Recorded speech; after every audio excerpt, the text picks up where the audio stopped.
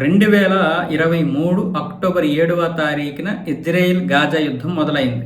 మొదటగా హమాసే ఇజ్రాయెల్ మీద దాడి చేసి 1200 మందిని హతమార్చడం, 250 మందిని బందీలుగా తీసుకుపోవడం జరిగింది. ఆ రోజు జరిగినటువంటి యుద్ధానికి ఇజ్రాయెల్ కూడా ప్రతీకారం తీర్చుకుంది. 65,000 మందిని గాజా ప్రజల్ని అంటే పాలస్తీనా ప్రజల్లో అయితే హతమార్చింది. అందులో హమాస్ నేతలే ఇంచుమించు కొన్ని వందల మంది ఉన్నారు. అంటే హమాస్ ఉగ్రవాదులు అని చెప్తుంది ఇజ్రాయెల్.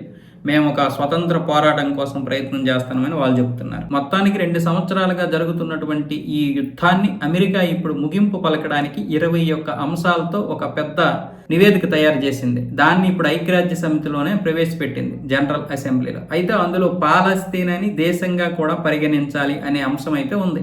అది ఇప్పుడు ఇజ్రాయెల్కి నచ్చడం లేదు. మిగతా 20 అంశాలు ఏదో ఒక విధంగా తర్జన పడినా ఆ 21 అంశాలు కూడా పాలస్తీనాకు అనుకూలంగానే ఉన్నాయి. మరి అమెరికా ప్లాన్ ఏంటో తెలియదు కానీ మొత్తానికి యుద్ధాన్ని ఆపడానికి అయితే అమెరికా ఈ విధంగా ప్లాన్ చేసింది. ఆ ఒక్క అంశం మాత్రం నెతన్యాహుకి నచ్చడం లేదు, ఇజ్రాయెల్ ప్రజలకి నచ్చడం లేదు. పాలస్తీనాని ఎట్టి పరిస్థితుల్లోనూ దేశంగా చేయకూడదు అని పట్టుబట్టినటువంటి ఇజ్రాయెల్కి ఇప్పుడు అమెరికా ఇది ఒక విధంగా షాక్ ఇచ్చిందని చెప్పొచ్చు. ఆ 21 అంశాలు ఏంటంటే గాజాను అతివాద రహితం చేయడం, ఉగ్రవాద రహిత ప్రాంతంగా మార్చి పొరుగు దేశాలకు ముప్పుని తప్పించడం, ప్రజలకు మేలు కలిగేలా గాజాను పునరాభివృద్ధి చేయడం, ఈ ఫార్ములాకు ఇజ్రాయెల్ హమాస్ అంగీకరిస్తే యుద్ధాన్ని వెంటనే ఆపేయడం, ఇజ్రాయెల్ రక్షణ దళం ఐడిఎఫ్ అన్ని ఆపరేషన్లను వెంటనే నిలిపివేయడం, క్రమంగా గాజా నుంచి బలగాలను ఉపసంహరించడం, ఒప్పందానికి ఇజ్రాయెల్ అంగీకరించిన 48 గంటల్లో బ్రతికున్న బందీలను అప్పగించడం, మరణించిన వారి మృతదేహాలను ఇవ్వడం, బందీలు ఇజ్రాయెల్ చేరుకున్న వెంటనే 100 మంది ఖైదీలను విడుదల చేయాలి. ఇందులో జీవిత ఖైదీలు ఉన్నారు.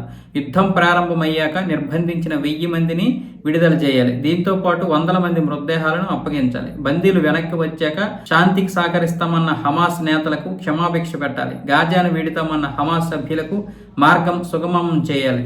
ఒప్పందం కుదిరాక గాజాకు మానవతా సాయం పెంచాలి. 2025 జనవరిలో నిర్ణయించిన ప్రమాణాలకు అనుగుణంగా ఇది ఉండాలి. రోజుకు 600 ట్రక్కుల్లో సాయం పంపాలి. దీంతో పాటు కీలక మౌలిక వసతుల అభివృద్ధికి సంబంధించిన సామాగ్రిని, శిథిలాలను తొలగించే యంత్రాలను పంపాలి. ప్రత్యేక ఆర్థిక మండలిని ఏర్పాటు, రాయితీలు ఇవ్వాలి. గాజా పరిపాలనలో హమాస్కు ప్రాతినిధ్యం ఉండకూడదు. సొరంగాలను ధ్వంసం చేయాలి. మళ్ళీ కొత్తగా ఎటువంటి యుద్ధ నిర్మాణాలను చేపట్టకూడదు. ప్రాంతీయ భాగస్వాములు సెక్యూరిటీ గ్యారెంటీ ఇవ్వాలి. హమాస్ ఇతర మిలిటెంట్ గ్రూపులు మాటకు కట్టుబడి ఉండి ఇజ్రాయెల్కి కానీ సొంత ప్రజలకు కానీ ఎటువంటి హాని తలపెట్టకూడదు. అరబ్ ఇతర దేశాలతో సంప్రదించి అమెరికా ఏర్పాటు చేసే అంతర్జాతీయ సుస్థిర బలగాలను వెంటనే గాజాలో మోహరించడం, ఈ బలగాలు పాలస్తీనా పోలీసులకు శిక్షణ ఇవ్వాల్సి ఉంటుంది.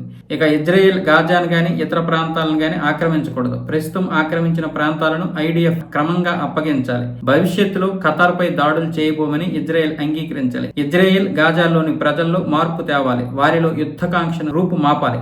రాజకీయంగా శాంతియుత సహజీవనం చేసేందుకు వీలుగా ఇజ్రాయెల్ పాలస్తీనా మధ్య చర్చలకు అమెరికా సహకరించాలి. గాజా పునరాభివృద్ధి ముందుకు సాగే క్రమంలో పాలస్తీనాకు దేశంగా గుర్తింపు ఇచ్చే ప్రక్రియ ప్రారంభమవ్వాలి. ఇజ్రాయెల్ హమాస్ ప్రమేయం లేకుండా మానవతా సహాయాన్ని ఐక్యరాజ్య సమితితో పాటు రెడ్ క్రెసెంట్ ఆధ్వర్యంలో పంపిణీ చేయాలి. ఈ 2 దేశాలకు సంబంధం లేని ఇతర అంతర్జాతీయ సంస్థలను భాగస్వామ్యం చేయాలి. గాజాలో తాత్కాలిక ప్రభుత్వాన్ని ఏర్పాటు చేయాలి. పాలస్తీనియన్ టెక్నోక్రాట్ల ఆధ్వర్యంలో రోజువారీ కార్యకలాపాలను పర్యవేక్షించే వ్యవస్థను బాధ్యతలను అప్పగించాలి. ఈ వ్యవస్థను అరబ్, ఐరోపా దేశాలతో సంప్రదించి అమెరికా ఏర్పాటు చేస్తుంది.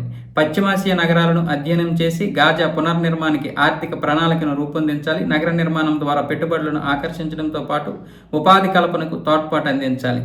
ఇవన్నీ కూడా ఈ అంశాల్లో ఉన్నాయి. అన్నీ కూడా పాలస్తీనాకి సపోర్ట్గానే ఉన్నాయి, అంటే పాలస్తీనాకి అనుకూలంగా ఉన్నాయి. ఇజ్రాయెల్కి ఇవన్నీ కొంచెం ఒక విధంగా చూడాలంటే నెగిటివ్ ఉంది. అయితే ఇప్పుడు ఈ అంశాల్లో ఇజ్రాయెల్ యొక్క డిమాండ్లను కూడా చేర్చడానికి ప్రయత్నాలు జరుగుతున్నాయి. మరి ఇజ్రాయెల్ ఏం డిమాండ్లు చేస్తుందో చూడాలి. ఈ 21 అంశాలకు సంబంధించి ఇంకా హమాస్కి అయితే ఎటువంటి నివేదికలు అందలేదు.